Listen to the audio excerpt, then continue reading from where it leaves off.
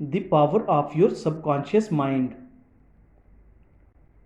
जहन की पोशीदा ताकत बाय डॉक्टर जोसेफ मर्फी। अर्ज़ मुतरजम। इल्म ना सिर्फ लाजवाल दौलत है बल्कि इसकी वुसअत भी लामहदूद है। इल्म को समंदर से तशबीह देना दर हकीकत इसकी वुसअत को महदूद करने के मुतरादिफ है, क्योंकि समंदर की हदूद तो मुतय्यन है जबकि इल्म की वुसअत का तयन नहीं किया जा सकता। इसलिए कोई भी अहले इल्म किसी भी इल्म पर कामिल दस्तरस का दावा नहीं करता। वो इल्म के समंदर में गोताजन होकर अनमोल मोतियों को तलाश करके इन्हें नुए इंसानी की फलाह बहबूद के लिए आम करते रहते हैं। इल्म पोशीदा इसरारों के इंकशाफ और इंसानी जहन के मुसलसल इर्तका का नाम है। जब तक इंसान में जज्बा तजस्सुस कायम और दायम है, कायनात और खुदा की मखलूक से वाबस्ता इसरार मुनकशिफ होते रहेंगे।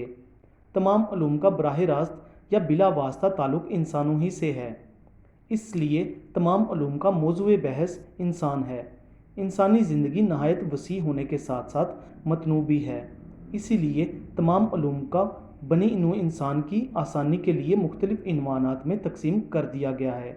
इन उलूम में से एक इल्म नफ्सियात भी है।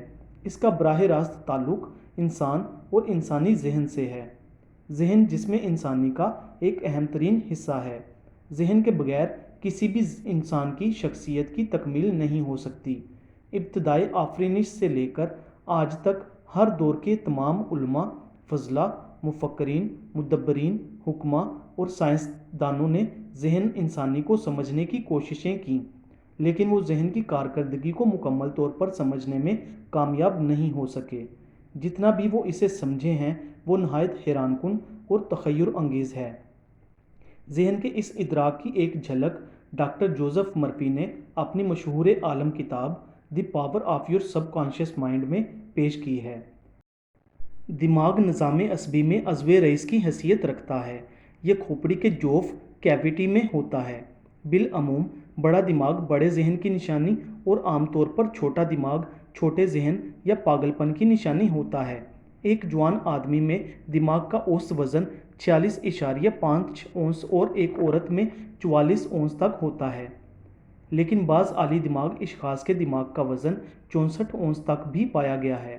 दिमाग के 3 हिस्से बड़ा दिमाग या मखे कबीर, छोटा दिमाग या दमेग और सरे हराम मगज़ या नखाए मुस्ततील होते हैं। मखे कबीर दिमाग का सबसे बड़ा और अहम हिस्सा है। ये 2 निस्फ कर्रों पर मुश्तमिल होता है। इनके माबैन शुरू से लेकर आखिर तक एक दर्ज सी होती है। दिमाग की बालाई सतह पर छोटी छोटी तहें बहुत ज़्यादा तादाद में पाई जाती हैं। इंसान के जहनी कवा का इन्हिसार ज़्यादातर इन्हीं पर होता है। मखे कबीर का दायां निस्फ कर्रा जिस्म के बाएं हिस्से को और बायां निस्फ कर्रा जिस्म के दाएं हिस्से को कंट्रोल करता है। इंसान के मुख्तलिफ अज़ाए हिस्स अपने तासुरात मखे कबीर को भेजते हैं और मखे अकबर के मुतलका हिस्से जिस्म के मुख्तलिफ हिस्सों की हरकत को कंट्रोल करते हैं। दमेग जिस्म के पट्ठों या अज़लात पर काबू रखता है ताकि इनकी नकलो हरकत में नज़्म कायम रह सके। हमारी बहुत सी जिस्मानी हरकत कई अज़लात के मुश्तरका अमल का नतीजा होती हैं। सरे हराम मगज़ दरअसल हराम मगज़ या नखा का सर है। ये खोपड़ी के जोफ के अंदर दमेग के बिल्कुल पीछे होता है। ये दुराने खून और तनफ्फुस जैसे अहम अफ़ाल से ताल्लुक़ रखता है। दिमाग और हवासे खमसा के इश्तराके अमल को जहन से मौसूम किया जाता है।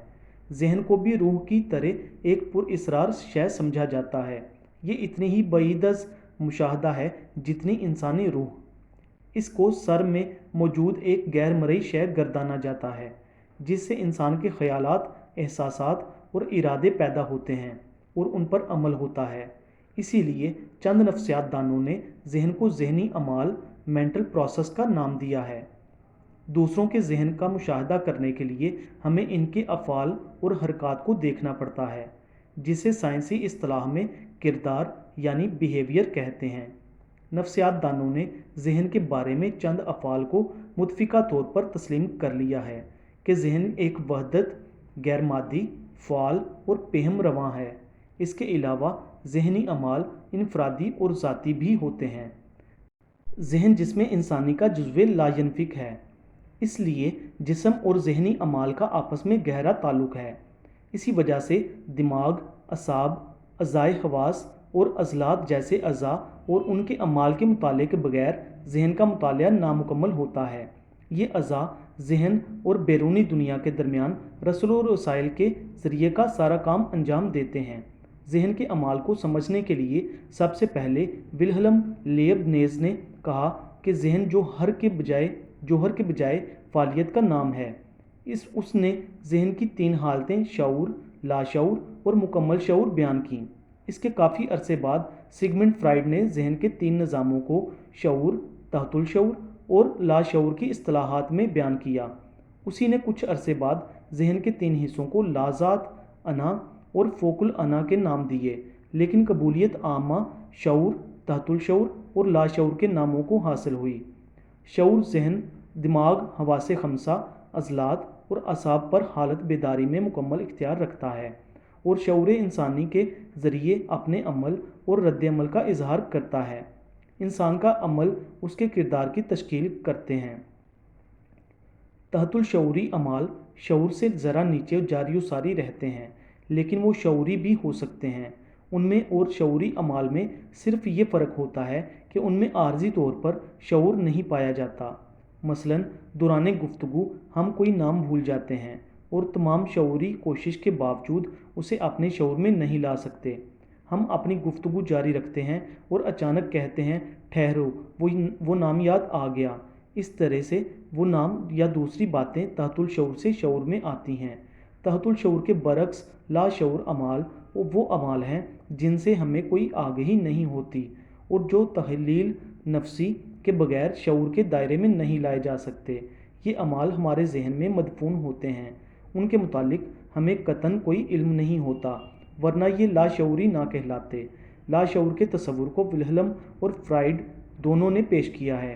ڈاکٹر جوزف مرفی نے اپنی اس کتاب میں ذہن کے 3 نظاموں کے بجائے 2 نظاموں شعور اور تحت الشعور ذہن سے بحث کی ہے۔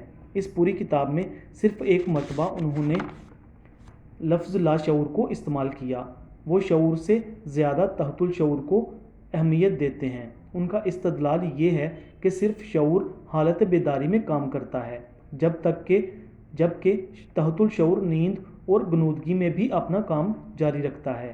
مزید برآں تحت الشعور ذہن پر مثبت کیے گئے پیغامات شعور ذہن کے ذریعے حالت بیداری میں عمل پذیر ہوتے ہیں۔ تحت الشعور ذہن کی اس خاصیت کو ڈاکٹر جوزف مرفی نے نہایت عمدگی سے بیان کیا ہے۔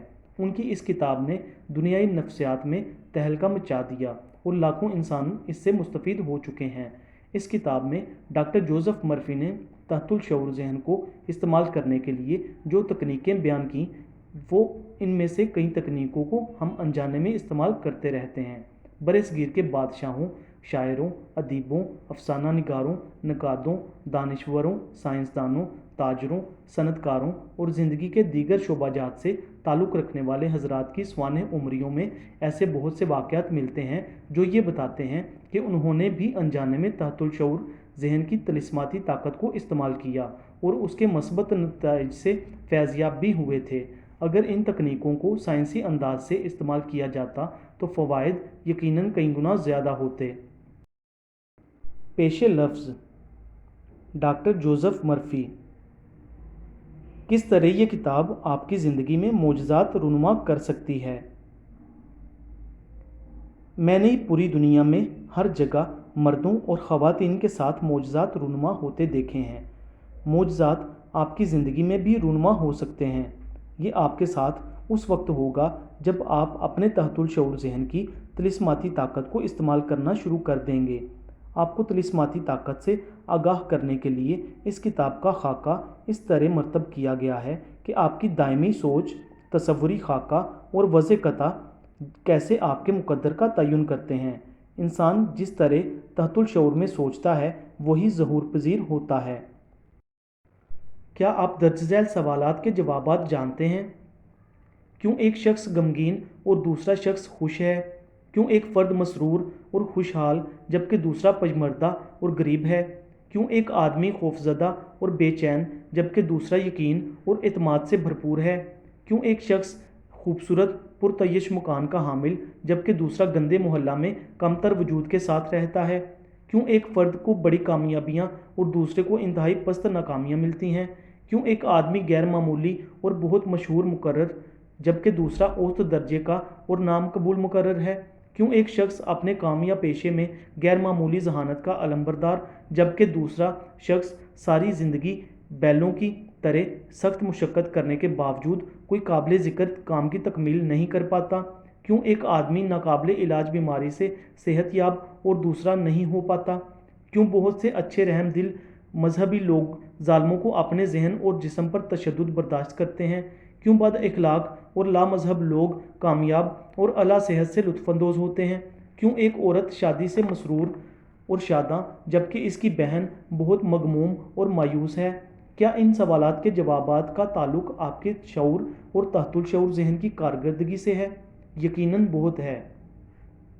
इस किताब को तहरीर करने का मकसद मंदरजा बाला और इस तरह के दूसरे बेशुमार सवालात के जवाबात के इजहार करने का मकसद मेरी इस किताब को लिखने का महरक बने।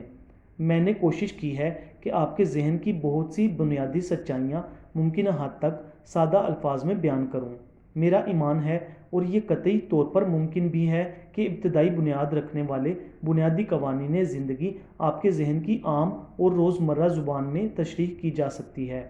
आप देखेंगे कि इस किताब की ज़ुबान वो है जो रोज़नामों, रसालों, आपके कारोबारी दफ्तर, आपके घर और कारखानों में इस्तेमाल की जाती है। मैं आपको पुरज़ोर तकीद करता हूँ कि इस किताब को का मुतालिया करें और बयान करदा तकनीक के अहम निकात का अपनी ज़िंदगी में इतलाक़ करें। अगर आप ऐसा करते हैं तो मुझे यकीन कामिल है आप तिलिस्माती कारकर्दगी वाली ताकत पर दस्तरस हासिल कर लेंगे जो आपको इंतशार, नकबत, यासियत और नाकामी से बुलंद उबाला कर देगी। यह आपकी सही मुकाम की जानिब रहनुमाई, मुश्किलात को हल करने के अलावा जज्बाती और मादी पाबंदियों से दूर करके आपको खुशियों और ज़हनी सुकून से भरी शाहराह आज़ादी पर गामज़न कर देगी।